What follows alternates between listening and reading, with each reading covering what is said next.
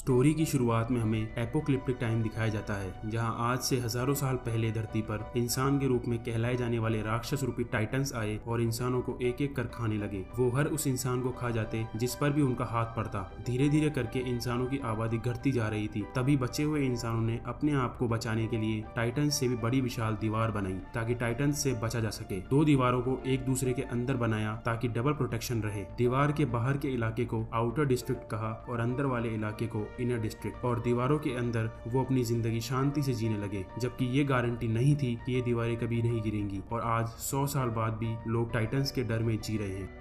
Story में एक एरन नाम का लड़का है जो आउटर डिस्ट्रिक्ट में रहता है। एरन दीवारों के उस पार जाने का सपना देखता है और सोचता है कि न जाने इन दीवारों के उस पार कितनी कीमती चीजें होंगी। एरन अक्सर अपने दोस्तों अर्मिन और मिकासा के सामने दीवार के उस पार के समुद्रों की चर्चा करता है। एक दिन वो तीनों बॉर्डर पर जाने का फैसला करते हैं और दूसरी ओर कूदने के लिए दीवार पर चढ़ने की कोशिश करते हैं। जैसे ही तीनों दीवार के पास पहुंचते हैं, तीनों दीवार की साइज देखकर चौंक जाते हैं। तभी अर्मिन और मिकासा कहते हैं कि क्या पता टाइटन्स अभी भी जिंदा हो और इस दीवार के उस तरफ बैठे हों। लेकिन एरन जोर देकर कहता है कि 100 साल हो गए हैं जब से किसी ने उन्हें देखा ही नहीं है और खाने के लिए कोई इंसान भी नहीं है, इसलिए वो शायद मर चुके हैं। थोड़ी देर बाद बॉर्डर के इतने करीब होने के कारण उनको गिरफ्तार करने के लिए बॉर्डर सिक्योरिटी फोर्स आ जाती है। एरन गुस्से में आकर उनसे लड़ना शुरू कर देता है। तभी वहाँ कैप्टन सौदा उनके पास आते हैं और सैनिकों को पीछे हटने को कहते हैं। वो सैनिकों को कहते हैं कि वो खुद इनको सबक सिखाएंगे। कैप्टन सौदा एरन की इस आजादी की इच्छा को समझते हैं और उसको बचकानी बताते हैं। वो बताते हैं कि सरकार ने कुछ सिपाहियों को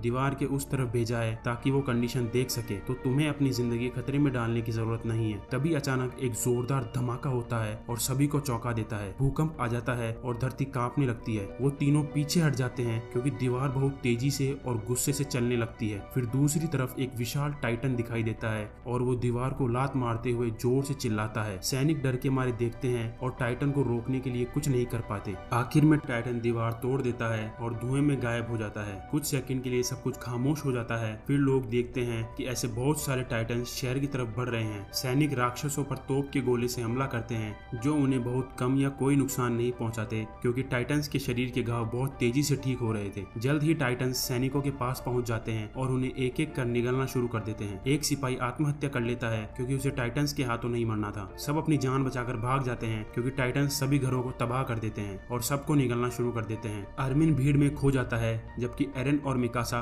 टाउन चर्च की ओर दौड़ते हैं जहां लोग छिपने जा रहे होते हैं। तभी उस भगदड़ में मिकासा ने एक छोटे बच्चे को जमीन पर दौड़ते हुए देखा जिसको लोग कुचल रहे थे। मिकासा बच्चे को बचाने के लिए जाती है, लेकिन इस टाइम वो एरन से अलग हो जाती है। चर्च के अंदर एरन घसीटा जाता है। लोग चर्च के गेट को बंद कर देते हैं और किसी को अंदर नहीं आने देते। एरन चर्च की खिड़की से अपने सबसे प्यारी दोस्त मिकासा को देखता है क्योंकि उसे एक फीमेल टाइटन अपने दांत दिखाती है। मिकासा जान जाती है कि अब उसे कोई नहीं बचा सकता, इसलिए वो अपना सर नीचे कर लेती है। तभी एक जोरदार धमाका चर्च के अंदर छुपे सभी लोगों को पीछे की ओर धकेल देता है। तब एरन फिर से बाहर देखता है तो मिकासा और टाइटन कहीं नहीं दिखते। तभी एरन चारों ओर देखता है, टाइटन चर्च को तोड़ रहे हैं और उसमें छुपे लोगों को खा जाते हैं। कुछ न मिलने पर एरन टूटे फूटे शहर में इधर उधर भटकता रहता है। फिर स्टोरी में हमें 2 साल आगे का सीन दिखाया जाता है। सभी बचे हुए लोग इनर डिस्ट्रिक्ट में चले जाते हैं। सेना अब आउटर डिस्ट्रिक्ट को दोबारा पाने की तैयारी कर रही है। रेफ्यूजीज के इनर डिस्ट्रिक्ट में जाने के बाद और खेती वाली जमीन खराब होने के कारण खाने की कमी ने लोगों को मारना शुरू कर दिया है। अगर ऐसा ही चलता रहा तो आखिर में हर कोई भूख से मर जाएगा। उनके लिए बचने का एकमात्र तरीका है आउटर डिस्ट्रिक्ट को दोबारा अपने कब्जे में लेना और टूटी दीवारों की मरम्मत करना। आर्मी के डायरेक्टर जनरल का नाम मिस्टर कूबल था। वो सैनिकों को दिल खोलकर भाषण देते हैं और हेंज नाम की लड़की को मंच पर बुलाते हैं। हेंज सेना में वेपन स्क्वाड लीडर है। हेंज सबको एक ODMG डिवाइस दिखाती है और बताती है कि इससे उन्हें टाइटन से लड़ने में मदद मिलेगी, लेकिन गलती से डिवाइस से अपने ही लोगों पर हमला कर देती है। फिर हम सैन्य भीड़ में एरन और अर्मिन को देखते हैं जो 2 साल पहले हुए हमले में बच गए और अब दोनों ने आर्मी ज्वाइन कर ली है। एरन टाइटन्स से बदला लेना चाहता है मिकासा को मारने के लिए जिससे वह प्यार करता था। उस हमले में कैप्टन सौदा भी बाल बाल बच गए, पर वो जीना नहीं चाहते क्योंकि अब वो सेना में फूड डिस्ट्रीब्यूटर और एक शराबी हैं। सैनिकों की तैयारी है रात में आउटर डिस्ट्रिक्ट पर आक्रमण करें जब टाइटन्स सो रहे होंगे। वो पुराना रास्ता बंद करना चाहते हैं जिससे पहले टाइटन्स आए थे ताकि कोई नया टाइटन शहर में दोबारा ना आ सके। फिर वो बाकी बचे हुए टाइटन्स को मार सकते हैं और अपने डिस्ट्रिक्ट को वापस पास ले सकते हैं। हैंज सभी को धीरे धीरे आगे बढ़ने और शोर न करने के लिए कहती है, क्योंकि टाइटंस के कान आवाज को बहुत जल्दी पकड़ लेते हैं। तभी सैनिक आउटर डिस्ट्रिक्ट का गेट खोल देते हैं और सेना मिलिट्री वैन में बैठकर आउटर डिस्ट्रिक्ट के लिए रवाना हो जाती है। जैसे ही वो आगे बढ़ते हैं, कैप्टन अचानक गाड़ियों को रोकने के लिए कहता है, क्योंकि उसे आगे थोड़ी हलचल दिखाई देती है। फिर सैनिक धीरे धीरे चारों ओर देखते हैं, पर गायों के अलावा कुछ दिखाई नहीं देता। फिर अचानक हियाना नाम की लड़की को एक रोते हुए बच्चे की आवाज आती है और वो उस बच्चे को देखने के लिए चली जाती है। तभी एरन उसका पीछा करता है और दोनों आखिर में जाकर टूटी फूटी बिल्डिंग के अंदर पहुंच जाते हैं। अचानक तभी हियाना के शरीर पे मुंह की लार जैसी वो चीज गिरती है और दोनों ऊपर देखते हैं और एक बड़े टाइटन बच्चे को एक इंसान को खाते हुए देखकर घबरा जाते हैं। बच्चा दोनों के सामने गिर जाता है और रोने लगता है। वो डर के मारे बाहर भाग जाते हैं। सैनिक शोर से घबराने लगते हैं, लेकिन कैप्टन उन्हें चुप रहने का आदेश देते हैं। अचानक कहीं से एक विशाल हाथ निकलता है और कप्तान को पकड़ लेता है। टाइटंस जाग चुके हैं। अब सैनिक बहुत बड़े खतरे में हैं। जैसे ही एरन और हियाना सैनिकों की तरफ भागते हैं, एक विशाल राक्षस उनका पीछा करता है।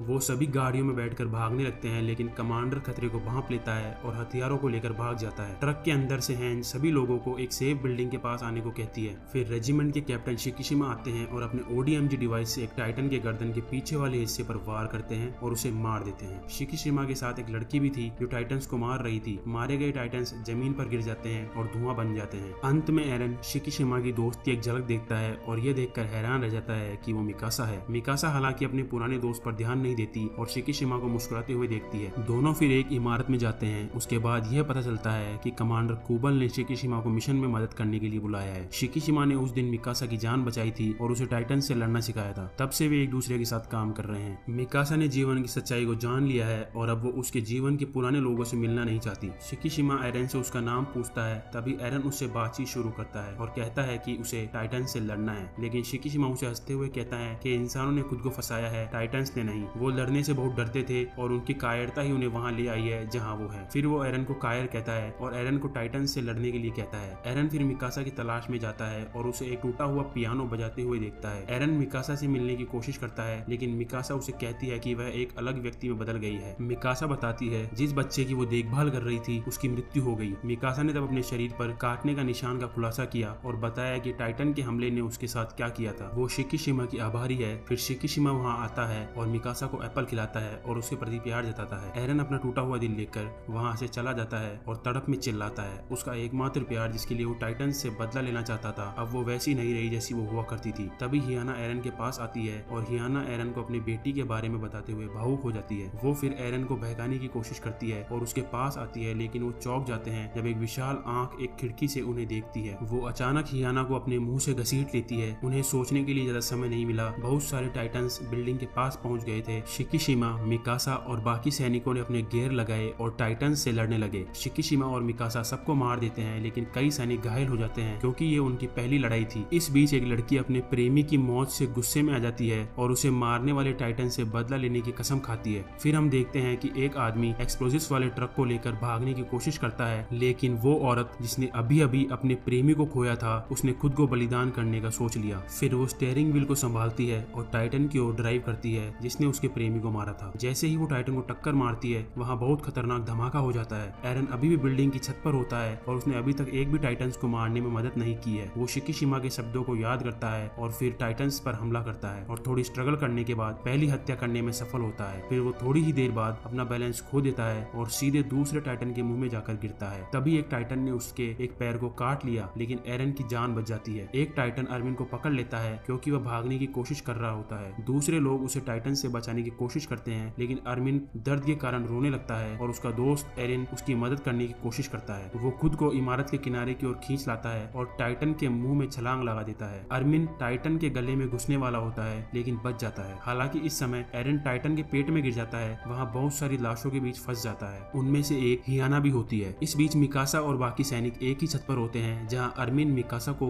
एरन की मौत के बारे में बताता है। मिकासा अपनी फीलिंग्स को छुपा लेती है और यह सुनकर दुखी होती है और गुस्से में वो टाइटंस पर हमला करती है और उनमें से हर एक को मार देती है। तभी उसका बीच में ही फ्यूल खत्म हो जाता है और वो जमीन पर गिर जाती है। टाइटन जिसने पहले एरन को खा लिया था, वो मिकासा के पास आता है और मिकासा उसे मारने के लिए तैयार हो जाती है, लेकिन अचानक टाइटन के मुंह से एक हाथ निकलता है और उसके अंदर से एक और टाइटन बाहर निकलता है। नया टाइटन अपनी तरह से लड़ता है और एक एक करके बाकी सारे टाइटन्स को मारता है। बाकी सारे सैनिक चौंक जाते हैं। उन्हें एहसास हो जाता है कि नया टाइटन वास्तव वास्तव में एरन है। सभी टाइटन्स को मारने के बाद नया टाइटन बिल्डिंग के पास आता है और ऐसा लगता है जैसे एरन भूल गया है कि वह कौन है। मिकासा को छोड़कर बाकी सारे सैनिक डर से पीछे हट जाते हैं जो एरन का नाम लेते हैं, लेकिन वो रुकता नहीं है और मिकासा को पकड़ लेता है। मिकासा को देखते ही वो धीरे धीरे अपनी याददाश्त वापस हासिल कर लेता है और मिकासा को पहचान लेता है। फिर वो जमीन पर गिर जाता है और बाकी टाइटन्स की तरह धुआं में इवेपोरेट होने लगता है। मिकासा जल्दी से नए टाइटन की गर्दन को पीछे से अपनी तलवार से काट देती है और वहां से एरन बाहर निकल जाता है। और हैरानी की बात तो ये है कि उसके कटे हुए हाथ और पैर दोनों वापस आ चुके थे और स्टोरी यहाँ एंड हो जाती है।